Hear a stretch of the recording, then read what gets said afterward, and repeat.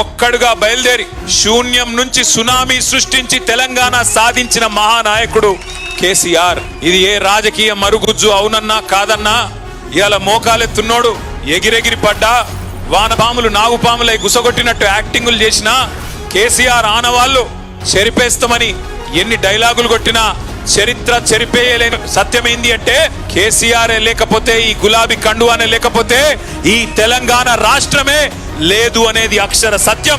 ఇది ఎవరు అవునన్నా కాదన్నా వాస్తవం. కేసీఆర్ గారు ఎంబడి నడిచిన ప్రజలు ఆఫ్ కోర్స్ లక్షల సంఖ్యలో నడిచినారు. ప్రజా సంఘాలు కలిసి వచ్చినాయి, విద్యార్థులు బలిదానాలు చేసినారు.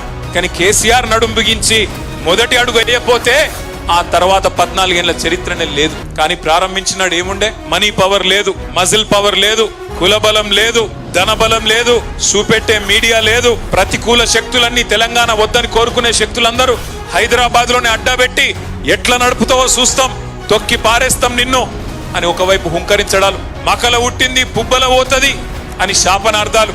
ఈ రకమైన వాతావరణంలో ఒక్కడుగా బయలుదేరి ఆనాడు ఒక్కొక్క అడుగే మరి వేసుకుంటూ 14 ఏళ్ళు. నిజంగా చెప్పాలంటే 25 ఏళ్ల టిఆర్ఎస్ పార్టీ చరిత్ర, బిఆర్ఎస్ గా ఈ రోజు ఉన్నాం. చరిత్ర చూస్తే 3 పాత్రల్లో కూడా విజయవంతమైన ఒకే ఒక్క పార్టీ భారతదేశంలో మన పార్టీ మాత్రమే.